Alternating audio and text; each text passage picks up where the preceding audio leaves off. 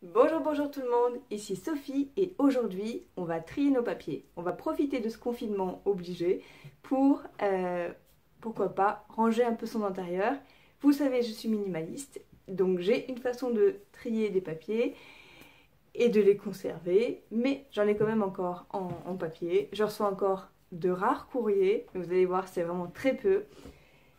Je vous montre déjà mon système et puis on va trier ensemble. Bon, moi, ça va aller vite parce que je le fais très régulièrement. Ma première astuce est tout simplement de trier les papiers, de traiter les papiers dès que vous recevez les courriers. Pareil, comme les mails, dès que vous recevez la chose, si c'est quelque chose d'important, vous le traitez dans la semaine. Quand c'est papier, moi je le fais le jour même, s'il faut refaire un chèque et tout. Et après, je range le papier. Si c'est juste quelque chose à garder parce que c'est une information ou autre, si c'est en format papier, je vais le numériser. Et voilà, sauf si c'est la fiche de paye, là c'est le seul truc, un des seuls trucs que je garde en papier et en numérique. Oui, je l'ai aussi en numérique au cas où il y a un changement de révolution. Je suis déjà prête. Donc, justement, j'ai quoi? J'ai ce classeur-là. Qui regroupe toute ma vie, donc j'ai 34 ans. Donc il y a tout, il y a mes diplômes, il y a les contrats de travail, il y a les fiches de paye, il y a mes papiers pour la Belgique, les papiers que j'ai eus en Espagne et les papiers maintenant en France. Et tout ce qui est santé, et j'ai aussi quelques papiers pour les enfants, j'en ai 2, c'est tout. Tout est là-dedans. Et ensuite, j'ai toujours l'habitude de garder une petite, soit c'est je sais pas comment on appelle ça, un petit feuillet plastique comme ça quand il y a vraiment beaucoup de feuilles. S'il n'y en a qu'une ou deux, c'est là-dedans. Ça, ce sont les feuilles que je ne vais pas garder plus tard, mais que j'ai besoin en ce moment. Donc là, c'est des consignes pour faire l'école à la maison. Les consignes des parents, enfin des maîtresses pour les parents. Et il y a également le certificat de scolarité au cas où on ait un contrôle. Bref, l'école nous l'a donné, je l'ai gardé, on ne sait jamais. Voilà. Donc je vous mets la petite vidéo pour trier nos papiers ensemble. Donc première chose, regroupez tous vos papiers, cherchez partout dans votre bureau, dans vos classeurs papier. Cherchez aussi dans vos sacs, dans la voiture, peut-être que vous avez laissé des enveloppes ou autres. Regardez votre boîte aux lettres et allons-y.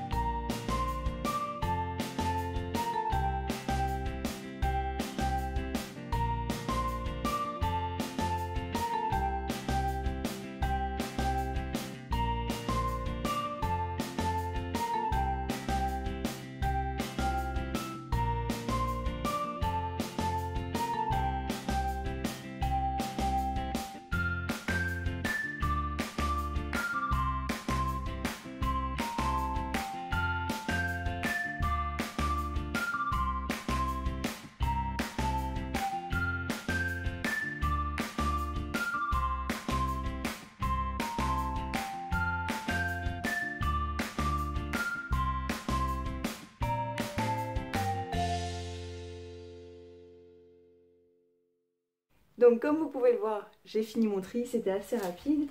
Je garde les pochettes plastiques. En fait avant j'avais une pochette plastique par santé, diplôme, mais c'est pas pratique. Pour l'instant j'ai mis tout là-dedans, on verra bien. J'ai mon manuel du piano. Alors les manuels, on a un classeur spécial que pour les manuels qui est commun. Donc il est là-bas, c'est juste un... Oui, il est de cette taille-là où on met tous les manuels qu'on veut garder. Moi je mets par exemple le piano, typiquement c'est un gros truc électronique, je préfère le garder. Et après il y a tout ce qu'il y a à recycler, que ce soit à donner aux enfants parce qu'il y a le recto qui peuvent dessiner dessus, ou à déchiqueter, etc. On verra bien. Peut-être que maintenant vous avez été intrigué par ceci. Combien de temps gardez vos papiers? Eh bien, je vais vous faire un petit topo. Alors, en gros, tout ce qui est facture, etc., vous êtes censé les garder entre 2 à 5 ans en fonction de la teneur des factures. Facture d'entretien, par exemple, des voitures, c'est 5 ans. Les infractions routières, c'est 1 à 3 ans. Assurance auto, c'est 2 ans. Relevé des comptes et les talons de chèque, 5 ans. Ok. Archives de banque, 10 ans. Alors, il faut savoir que tout ça, vous n'êtes pas obligé de les avoir en papier. Vous pouvez les garder en numérique. Et moi, par exemple, les banques, je ne m'embête pas à retirer tout à chaque fois qu'ils l'ont, parce que je sais qu'eux-mêmes, ils ont l'obligation de tout garder. Donc, si j'ai un problème, je leur demande de me l'apporter, et puis basta. Je me casse pas la tête, et très franchement, j'ai jamais eu de soucis. Donc, voilà. Alors, ensuite, contrat de travail et fiche de paye. C'est la chose à garder à vie, et c'est la chose que je garde en papier. Je vais vous montrer, en fait.